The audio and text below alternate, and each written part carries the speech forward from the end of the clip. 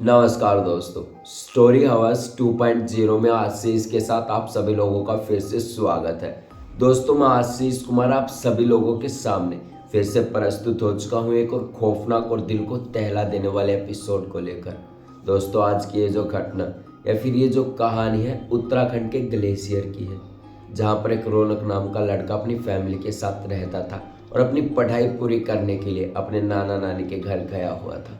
उसके साथ कुछ ऐसा होता है जब वो वापस घर आता है और घूमने जाता है, तो उसके साथ कुछ ऐसा हुआ कि जिसको रौनक को भी उम्मीद नहीं थी और ना ही उसके दोस्त के साथ ऐसा हो सकता था, ना ही रौनक को ऐसी उम्मीद थी। और ऐसा ही सॉरी दोस्तों, असल में रौनक के साथ कुछ ऐसा ही हुआ था। तो बिना देरी करते हुए ये जो मैंने आपको बताई कहानी की मेन विजिट थी, अब जल्दी से कहानी शुरू करते हैं। तब तक आप अपने कानों में ईयरफोन लगा लें और शुरू हो जाइए आशीष के साथ। नमस्कार दोस्तों, आज की कहानी रौनक नाम के लड़के की है और ये कहानी आज से 4 से 5 साल पुरानी है, जब रौनक अपनी 11th क्लास में पढ़ाई कर रहा था और रौनक अपनी पढ़ाई के लिए नाना नानी के घर गया हुआ था। करीबन 4 से 5 साल बीत जाते हैं। रौनक अपने घर वापस जाता है और उसके गांव में उसके दो बहुत ही अच्छे फ्रेंड्स थे। एक का नाम राहुल था और दूसरा लड़का था जिसका नाम सुमित था। ये ऐसे फ्रेंड्स थे, कोई भी बात हो, कुछ भी करना हो या फिर कहीं घूमने जाना हो, हमेशा मिलकर डिसीजन लेते थे, फैसला लेते थे कि हमें कहाँ जाना है और इसके बाद हमें क्या करना है। तो ऐसे ही जब अपने घर वापस जाता है रौनक, तो वो अपने दोस्तों से मिलता है, राहुल से मिलता है, सुमित से मिलता है और कहता है कि भाई आज मैं 5 से 6 साल बाद वापस घर आया हूँ, तो हमें कहीं पर घूमने जाना चाहिए। और वहाँ पर जो उत्तराखंड का ग्लेशियर है दोस्तों, वहाँ पर हमेशा ही मतलब रात के समय ही रौनक घूमा करता था। वहाँ पर डर वर लगता नहीं था, क्योंकि हम लोग जाए अनजान जगह पे तो हमें डर लगे, लेकिन वो पहाड़ी इलाका था और रौनक, राहुल और तीसरा दोस्त सुमित तीनों वहीं पर रहा करते थे, तो उन्हें कुछ ज़्यादा डर वर नहीं लगता था। और वहाँ पर एक छोटी सी नदी थी जो कि पहाड़ों के बीच एक अंदर सी, जो कि काफ़ी अच्छी थी। वहाँ पर अच्छा समय व्यतीत होता था, काफ़ी लोग वहाँ पर घूमने जाते थे।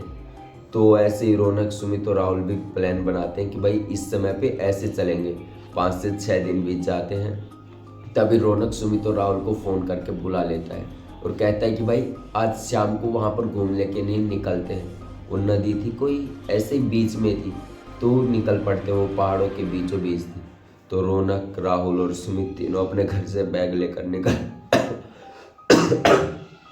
सॉरी दोस्तों, तीनों अपने घर से बैग लेकर निकल पड़ते हैं। चलते चलते वो इंतजार कर रहे थे।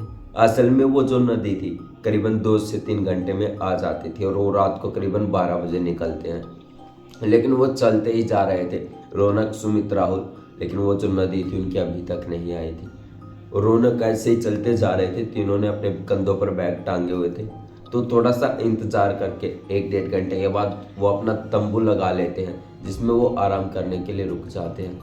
तो पीछे से जो रौनक है उसके कान में किसी लड़के की आवाज़ आती है, जो कि अजीब सी आवाज़ थी कि मुझे बचा लो, मैं यहाँ मर जाऊंगी, मुझे बचा लो। ऐसी ऐसी रौनक की आवाज़ आती है। रौनक जब देखता है अपना तंबू का, टेंट का वो खोल हटाता है पर्दा और बाहर देखता है तो कुछ भी नहीं था।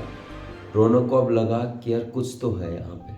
रौनक फिर से देखता है, रौनक को कम से कम 3 से 4 बार ये आवाज़ें सुनाई दी, कभी किसी की, कभी किसी की, कभी लड़की की। तो उसे अजीब लगा, लेकिन उसने जब बाहर देखा तो कुछ भी नहीं था। रौनक वापस टेंट में आकर सो जाता है और सुमित और राहुल को देखने लगता है। रौनक जब उन्हें देखता है तो राहुल था, सुमित वहाँ पर नहीं था। रौनक अब डर गया था कि सुमित कहाँ चला गया, इतनी रात हो गई है। तो सुमित राहुल को फ़ोन करता है ऐसे ही, लेकिन आता नहीं है राहुल और वो डर जाता है कि सुमित और रौनक काफ़ी घबरा जाते हैं कि भाई राहुल गया कहाँ, इतनी रात हो गई और टेंट में हम दोनों क्या करेंगे। तो ऐसे ही बैठे बैठे रात बीत जाती है। फिर तभी आँख फिर से लग जाते हैं रौनक की, और रौनक अब की बार सोता है राहुल, सॉरी दोस्तों, सुमित और रोहल रौनक सो जाते हैं। जब उनकी आंखें खुलती है, रौनक जो था उसके पूरा सपना आता है उसे। उसकी जब आंखें खुलती हैं, वो देखता है कि एक जिन उसे हवा में उठा के ले जा रहा है। जिन यानी राक्षस एक प्रकार से, जिसका काफ़ी अजीब चेहरा था, काफ़ी बड़े बड़े बाल, और उसके बालों से बड़े तो उसके नाखून थे। रौनक को ऐसा सपना आ रहा था। तो रौनक जैसे ही आंखें खोलता है, रौनक देख रहा है वो हवा में कोई उसे ले जा रहा है, और रौनक चिल्ला रहा है, बचाओ बचाओ, लेकिन कोई उसकी हेल्प नहीं कर रहा है। रौनक को भी अब समझ नहीं आया कि वो करे क्या, और धीरे धीरे समय बीतता चला गया। रौनक की जब आंखें खुलती हैं, एकदम से थर्राटे से उठता है, और वो देखता है कि उसके पास कुछ भी नहीं था। जो सुमित था वो भी उसके पास बिल्कुल आराम से सो रहा था, लेकिन राहुल उसके पास नहीं था। वो कॉल वॉल करते हैं लेकिन उन्हें कुछ नहीं मिलता। तभी सुमित और रौनक अपने फ़ोन की लाइट ऑन करके वहाँ से उसे ढूंढने के लिए निकल पड़ते हैं।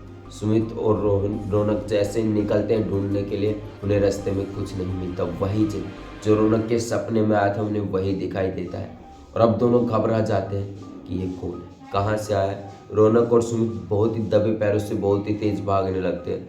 ऐसा लग रहा था रौनक और सुमित जैसे जैसे भाग रहे थे, वो जो सड़क थी जहाँ पर कच्चा रास्ता था जो, वो ऐसा लग रहा था कोई उस कच्चे रास्ते को पीछे खींच रहा हो। ऐसा रौनक और सुमित को लग रहा था, क्योंकि वो थक बहुत जल्दी गए थे, वो रास्ता ख़त्म भी नहीं हो रहा था। जैसे जैसे वो आगे बढ़ते जा रहे थे, वो जो रास्ता था वो ख़त्म होता जा रहा था, यानी नैरो भीड़ा होता जा रहा था, धीरे धीरे ऐसे कम होता जा रहा था। अब सुमित और रौनक को समझ नहीं आया कि वो करें क्या। तभी वो अचानक धार से गिर जाते हैं, यानी कोई पत्थर वत्थर से टकराते हैं या फिर झाड़ियों में ऐसे गिर जाते हैं।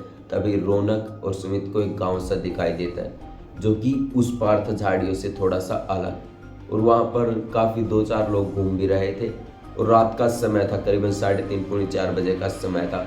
रौनक और सुमित का फ़ोन भी बंद हो चुका था। तो उस गांव की तरफ वो बढ़ने लगते हैं।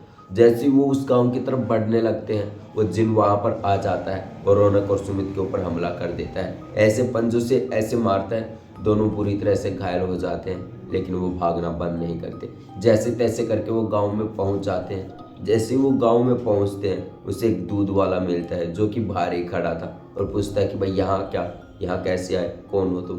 तो वो जो दूध वाला था पूरी पंचायत को बुला लेता है, जो आसपास के लोग थे, और तब तक सुमित और रौनक बेहोश हो जाते हैं, और उन्हें करीबन 1 दिन के बाद होश आता है। ये जब सभी गांव वाले उठते हैं, देखते हैं रौनक और सुमित को, तो जो रौनक था वो अपने तीसरे दोस्त को देखता है, राहुल कहाँ गया, और आपस में बात करते हैं, लेकिन उन्हें राहुल उस रात के बाद कभी नहीं मिला। अब वो दोनों वहाँ पर गांव में शाम थे, और सब कुछ जब तक 4 से 5 दिन रुके, जब तक उनकी तबीयत सही नहीं हो गई। और गांव वाले बताते हैं कि इस गांव में एक टोटका वाला आदमी रहता था। ये जो टोटके करता था, कब्जे में करता था, और उसने इस जंगल में अपने वश में करने के लिए काफ़ी जानवरों को, काफ़ी लोगों को मार डाला था, जिसमें छोटे बच्चे से लेकर बूढ़े लग के लोग थे, जिसमें इसने मार डाला था सभी को। और आज ये अपनी काली शक्ति के कारण ही जंगल में ऐसी हरकतें कर रहा है, वैसे इसकी डेथ हो गई है। सुमित और रौनक ने जब ये कुछ सुना, तो रौनक ने ठान ली कि जिस रास्ते के बारे में मुझे कुछ पता नहीं होगा, उस रास्ते पर कभी भी मैं गलती से भी नहीं जाऊंगा, चाहे दिन का समय हो चाहे रात का। सुमित और रौनक को आज तक उनका दोस्त नहीं मिला, जिसका नाम राहुल था। और अब सुमित वापस अपने नानी के घर आ चुका था अपनी पढ़ाई के लिए। तो सुमित को अब डर लगने लगा था कि कभी भी अनजान जगह पर ऐसे बिना बताए कहीं नहीं जाऊंगा, कि ऐसे कुछ भी कहीं पर कुछ भी हो। और आज भी रौनक को अपने दोस्त राहुल की बहुत याद आती है, लेकिन आज तक राहुल उन्हें नहीं मिला है। तो दोस्तों, ये थी आज की कहानी जो मैंने विजिट करी है। तो कमेंट सेक्शन में कमेंट करके ज़रूर बताएं कि आपको ये कहानी कैसी लगी, और ऐसी कहानियाँ सुनने के लिए चैनल को सब्सक्राइब कर लें। तब तक के लिए जय हिंद। मिलते हैं अगले शनिवार को फिर से एक और खौफनाक और दिल को दहला देने वाले एपिसोड को लेकर।